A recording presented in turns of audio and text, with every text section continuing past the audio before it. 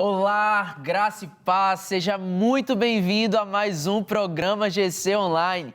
Estamos aqui reunidos na mesma dinâmica dos nossos GCs que acontecem nas casas, entre as famílias da nossa igreja, entre os membros e congregados, e hoje nós estamos aqui de forma online para compartilhar um pouco com você do estudo da Palavra do Senhor, para adorarmos a Deus juntos. Então já convido você que tem a sua agenda aí desse ano a já pegar a sua agenda para nós juntos estudarmos a Palavra. Mas antes disso, vamos orar ao Senhor.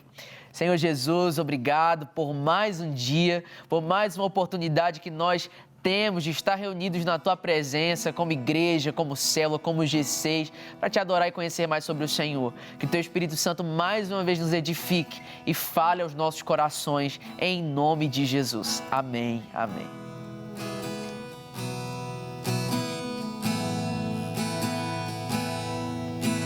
Luz do mundo viestes à terra, pra que eu pudesse te ver. Tua beleza me leva a adorar-te, quero contigo viver. Vim para adorar-te, vim para prostrar-me, vim para dizer que és meu Deus, és totalmente amável, totalmente digno, tão maravilhoso para mim.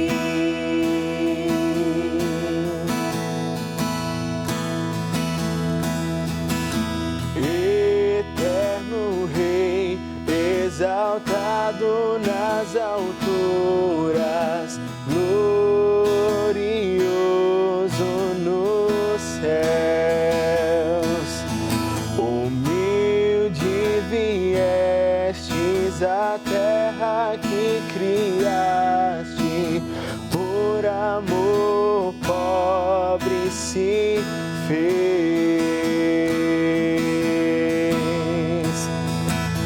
Para adorar-te, vim para prostrar-me, vim para dizer que és meu Deus, és totalmente amável, totalmente digno, tão maravilhoso para mim.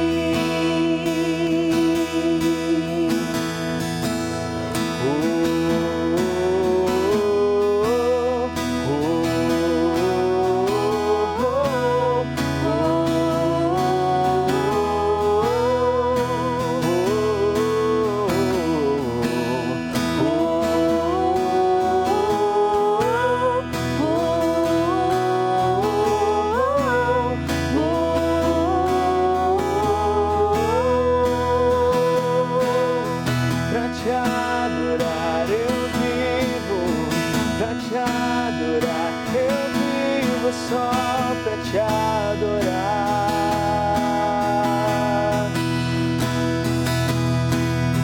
pra te adorar eu vivo, pra te adorar eu vivo, só pra te adorar,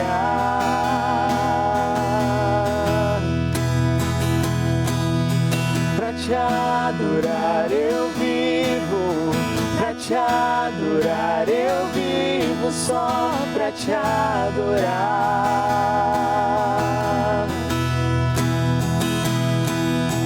pra te adorar eu vivo, pra te adorar eu vivo, só pra te adorar.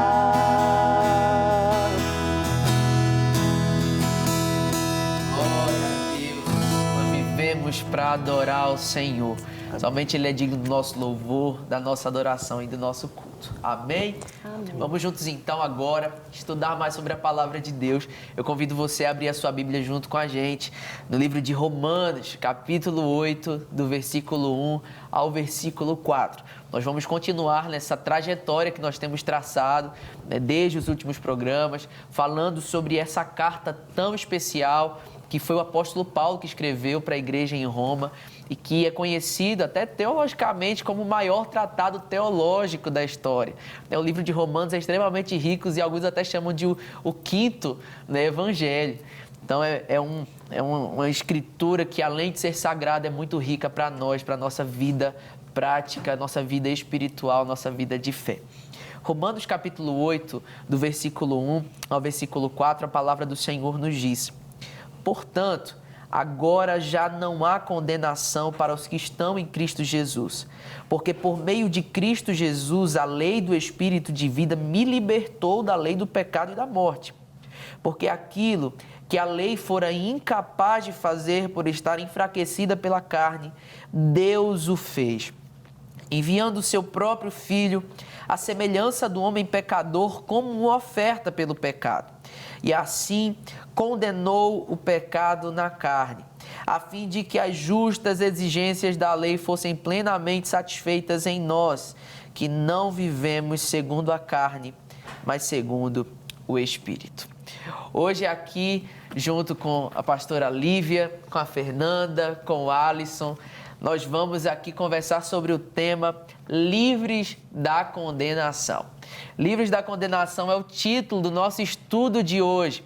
E a gente vai falar exatamente sobre esse ponto em que o apóstolo Paulo ele sai de um momento de muita confusão, quando ele começa a entender todo o problema do pecado, toda a depravação humana, até que ele chega no mais profundo abismo, no final do capítulo 7, dizendo, né, quem me livrará do corpo dessa morte? Né, olha a situação de podridão, de depravação em que eu estou. E ele conclui o capítulo 7 dizendo, graças a Deus por Cristo Jesus. Ele encerra o capítulo 7 justamente chegando no ápice da solução do seu problema, da solução do nosso problema, que é Jesus. Em Cristo culmina, né, toda resolução para o mundo. Cristo é a redenção da sociedade, Cristo é a redenção da humanidade.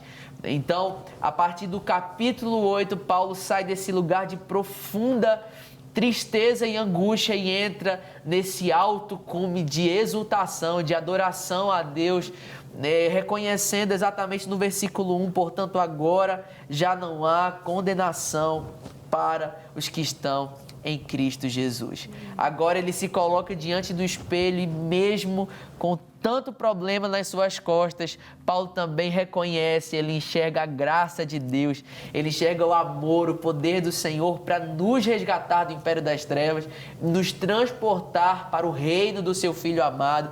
Tudo isso inteiramente pela graça, pelo favor não merecido. E justamente uma ação graciosa de Cristo que tira de nós toda a culpa, todo o peso e toda a condenação. Porque agora, né, aquilo que estava sobre nós, a ira de Deus, o castigo, foi derramado sobre Jesus.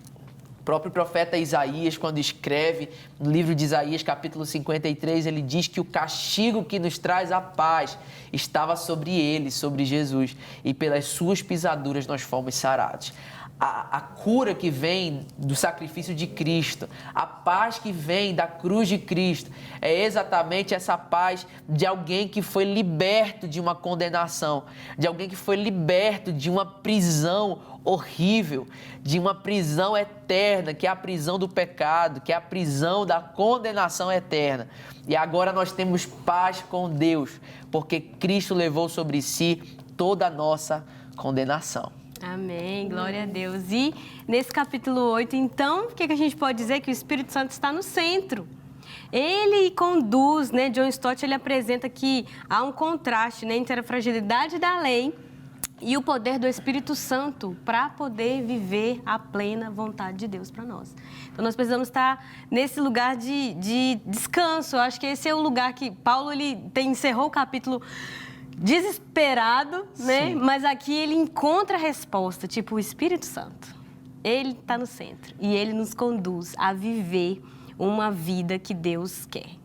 Amém, exatamente. E é muito interessante porque, de fato, você falou uma coisa muito certa, né? Esse capítulo 8, ele põe o Espírito Santo no centro, né? A obra do Espírito Santo é muito relatada. Enquanto no capítulo 7 se ouve falar muito pouco do Espírito Santo e é mais o homem que está no centro do argumento, no capítulo 8 é o Espírito Santo que assume a cena principal. E aí a gente vê no capítulo 7 o homem no centro e só dá problema, só mostra a depravação, só mostra a dificuldade, né?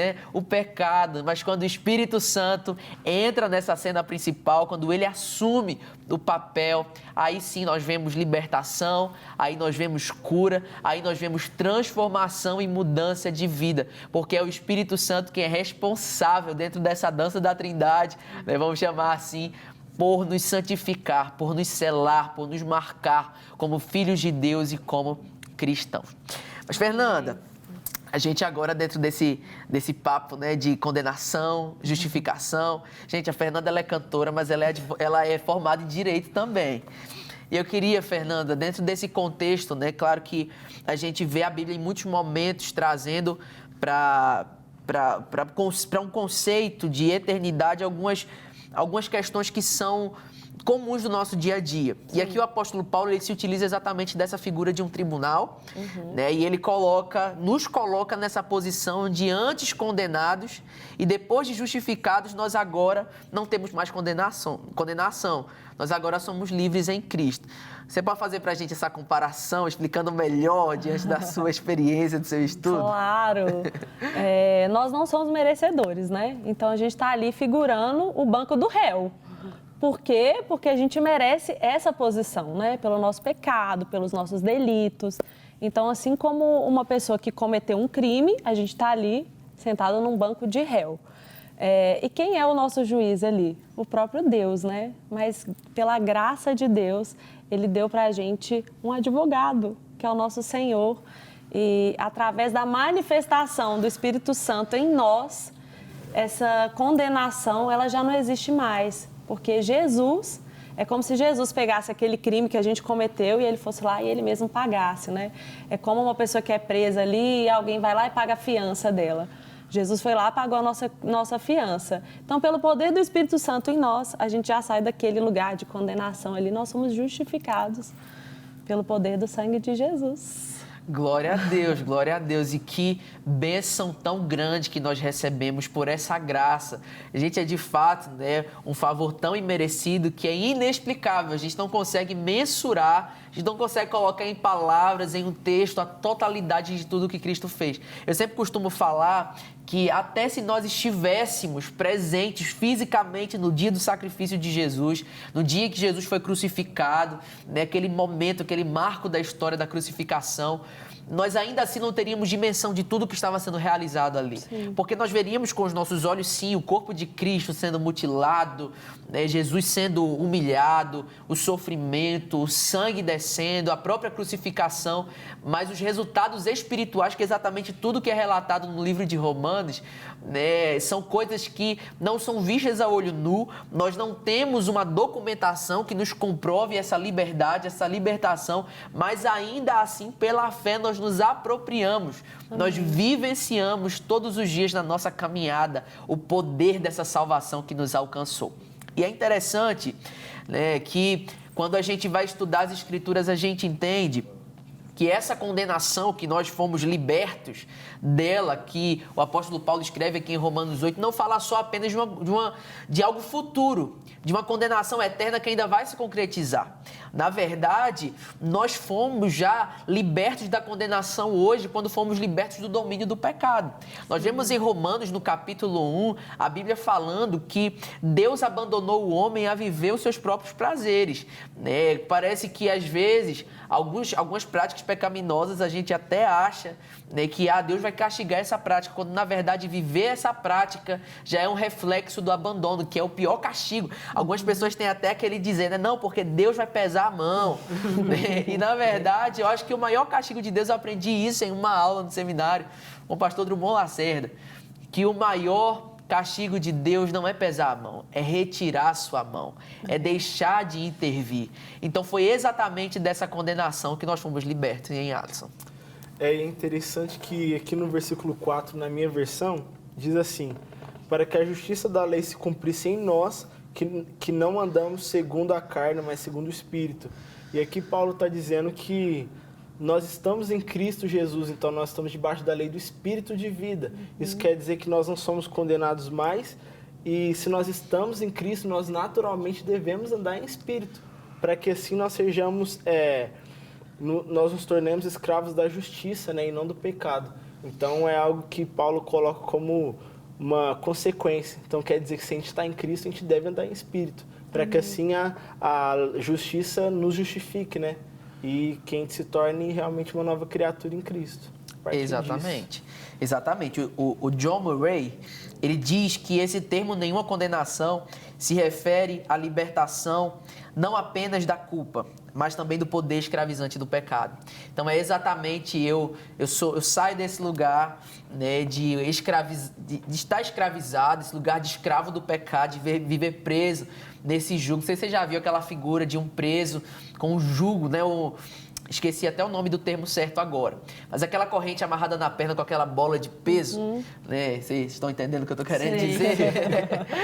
E você percebe que o preso ele não consegue andar, porque ele está preso ali na canela dele, né? Ali no tornozelo, com aquele peso que impede com que ele avance. E essa escravidão do pecado, essa condenação, tem exatamente essa figura.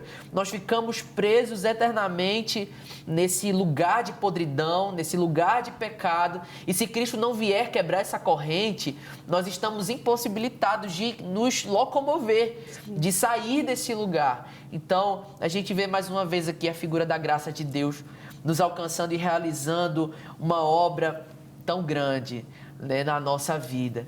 E glória a Deus por isso, porque como Paulo disse, né, engrandecendo a Deus aqui, dizendo que não há mais nenhuma condenação, nós também podemos cantar em júbilo, em adoração ao Senhor, como nós cantamos aqui no início do programa. Para te adorar eu vivo para te adorar. Essa é uma canção não apenas de uma melodia, né, bem arranjada, um conjunto de letras. Não, essa é uma melodia da nossa vida. A nossa vida é para adorar o Senhor. Depois que nós fomos libertos desse domínio do pecado, a nossa vida serve agora para glorificar a Deus. Nós vivemos, esse é o fim do homem, né? A finalidade da vida humana, glorificar a Deus, viver para a glória de Deus. E a partir desse momento, pastora Lívia, a gente agora entra em um processo de santificação, né? Sim, o Espírito Santo, né? Ele também nos leva a um relacionamento com Deus como Pai. Então, nós começamos a ter esse entendimento de filho e temos a habilidade do Espírito para andar como filhos de Deus. Porque nós vemos o exemplo de Jesus e conseguimos olhar para Jesus e seguir os seus passos por causa do Espírito Santo. Então, olha que lindo, a gente tem a absolvição do nosso pecado, nós somos libertos da escravidão do pecado, mas também temos aqui a oportunidade agora de andarmos como filhos amados de Deus. Isso é maravilhoso. Acho que é a coisa mais linda que um ser humano pode viver, é a filiação. De novo, nós temos ali, né, uma vez que Adão quebrou aquele pacto, aquele vínculo que ele tinha com Deus por causa do pecado, o Espírito Santo, o Jesus enviado, né, encarnado, morto, crucificado, ressuscitado, pela ação do Espírito Santo, ele nos faz viver essa filiação em plenitude, por causa dele mesmo. Exatamente. Glória a Deus por isso, né? Quem diria que nós, meros mortais, pecadores, fôssemos aceitos como filhos amados de Deus. E é interessante que filho, né, fala sobre acesso a uma intimidade, né, a um relacionamento, a um acompanhamento, inclusive também a características. Nós sabemos, de acordo com a Bíblia, que existem atributos de Deus que foram comunicados a nós e com a redenção nos deu acesso ainda a sermos mais parecidos com Ele, por meio da pessoa de Cristo Jesus, por meio do Espírito Santo que nos santifica.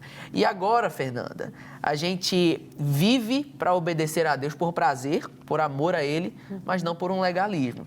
A Bíblia fala sobre a lei que foi dada, né, para conduzir o homem a um salvador, para dar salvação, mostrar para o homem que ele precisava de uma salvação. A gente até falou em alguns programas anteriores aqui que a lei é como se fosse uma placa que aponta para um lugar. Se você vê uma placa com o nome do destino que você quer chegar e você chega aonde essa placa está, você não chegou ao seu destino.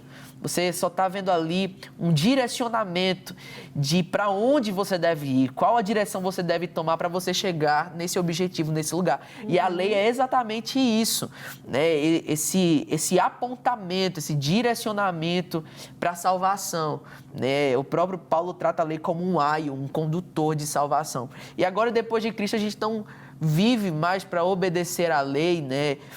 Para conseguir um favor de Deus. A gente quebra esse conceito de legalismo aqui e agora a gente quer obedecer a Deus, mas por gratidão, como a resposta que Ele fez por nós. Sim, é importante, né, assim, a gente ter esse norte, algo que vai nos nortear ali, mas o próprio Deus, Ele nos deixou, depois disso tudo, 2 mandamentos só, que é amar a Ele acima de todas as coisas e o nosso próximo como a gente se ama, né? Então, quando a gente ama a Deus acima de todas as coisas, a gente quer obedecer a Ele, a gente quer se parecer mais com Ele. É o que você falou, a gente não faz simplesmente porque é uma obrigação, mas é porque no momento que a gente ama, que a gente tem intimidade, que a gente anda junto, a gente vai se parecendo mais. A partir do momento que eu me torno sua amiga, a gente começa a conviver muito junto, a gente já não começa a pegar o trejeito de um, do outro, algo que você gosta, que eu não conhecia, você me apresenta. Então, a gente já começa a criar ali uma intimidade e trocar particularidades nossas. Com Deus, não vai ser diferente. Então, assim, a partir do momento que a gente vai caminhando junto com Ele, a gente vai pegando mais ainda desses atributos, conhecendo mais a Deus e é natural a gente ir caminhar segundo o propósito dele. Exatamente. Isso tem até muito a ver com a questão da filiação que a pastora Lívia falou, né? Porque no começo, na infância, o nosso pai precisa ir lá e corrigir, precisa ir lá e apontar. Você errou, você precisa mudar. Às vezes dá até aquela, né, varada. Não sei você, gente, mas eu levei varada na minha infância. Eu também. Às vezes dá aquela varada para apontar, só que chega um ponto de maturidade e de intimidade que o meu pai não precisa mais me apontar, porque eu já sei aquilo que agrada o meu pai. Só de olhar, né, você sabe? Você conhece o olhar dele, né? Às vezes isso fica intrínseco no seu coração. Sim. Às vezes você está numa situação, precisa tomar uma decisão e nem é mais necessário que o seu pai grite para você o que você deve fazer. Hoje eu já vivo isso. Hoje o meu pai não precisa, por mais que eu busque conselhos e valorize os conselhos do meu pai, ele não precisa a todo momento estar me corrigindo, ele não precisa a todo momento estar me apontando, porque ele já me ensinou na caminhada. É o que o próprio Provérbios 22, versículo 6, foi o primeiro versículo da Bíblia que eu aprendi, vocês acreditam? Minha formatura do ABC, eu recitei esse versículo lá. Provérbios 22, 6, educa a criança no caminho em que deve andar e quando crescer e envelhecer não se desviará dele, desse caminho. Ou seja, o papel do pai é ensinar o caminho, só que quando envelhecer é o filho, né, que não vai se desviar. Porque chega um ponto que o filho já entende o coração do seu pai, né, e a partir desse relacionamento, dessa intimidade, ele agrada ao seu pai e ama obedecer ao seu pai. Mas uma coisa interessante que a gente precisa observar não é as obras do filho, né, de nós, as nossas obras, aquilo que a gente faz como filhos, que nos salvam. Sim. É aquilo que Cristo fez. Isso é importante a gente pensar e lembrar disso. Porque, às vezes, o que pode acontecer? Nossa, mas eu tropecei aqui, e agora? Né? Mas nós temos...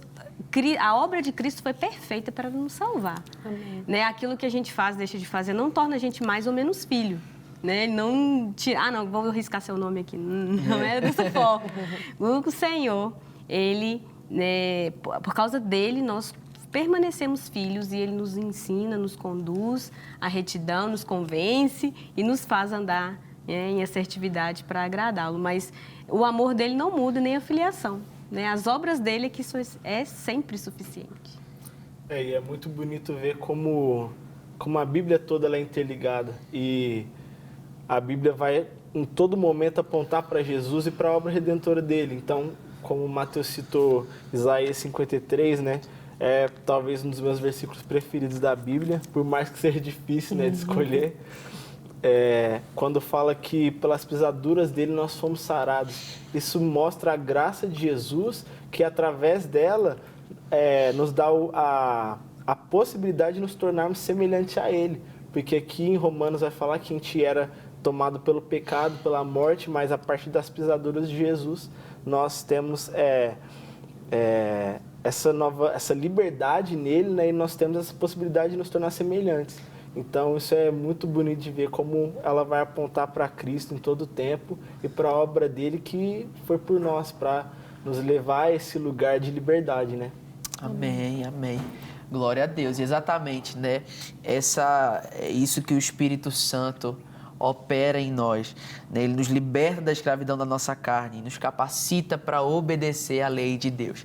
Sozinhos, nós somos impossibilitados de agradar a Deus. Sim. Né? Embora, né, essa graça não tenha nos alcançado, né, esse amor de Deus nos alcançou e tirou de nós todo o mérito, né? Nós não temos mérito algum na salvação, a salvação foi inteiramente o favor de Deus que nos alcançou, mas o Espírito Santo, quando vem habitar em nós, ele também nos dá capacitação para viver à altura do presente que nós recebemos. Como um filho que recebeu uma bicicleta e deseja aprender a andar naquela bicicleta, nós recebemos a salvação e precisamos andar como salvos. Precisamos ter frutos de arrependimento, porque de fato não há mais nenhuma condenação para aqueles que estão em Cristo Jesus. Agora, de condenados, de escravos do pecado, nós fomos feitos filhos. E que você hoje possa erguer a sua voz, as suas mãos, a sua alma e o seu coração em adoração a Deus, porque Ele nos libertou do império das trevas e agora nos abraçou e nos recebeu como seus filhos. Vamos orar nesse momento, encerrando mais um programa GC Online, no nome de Jesus. Senhor Jesus, obrigado por mais uma oportunidade de, juntos com os meus irmãos, nós podemos aprender tanto sobre o Senhor, aprender tanto na Tua presença a respeito do presente que nós recebemos, que foi a maravilhosa salvação. Deus, que o Senhor carimbe o nosso coração com essa verdade, para que nós possamos todos os dias ser gratos ao Senhor por esse presente e vivermos à altura disso, em nome de Jesus. Que o Senhor te abençoe. Até o próximo programa. Pra te adorar eu vivo, pra te adorar eu vivo, só pra te adorar.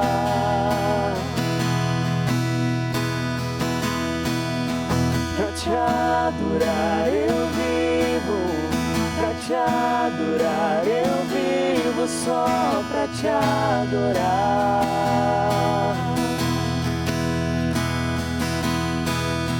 Pra te adorar eu vivo, pra te adorar eu vivo, só pra te adorar.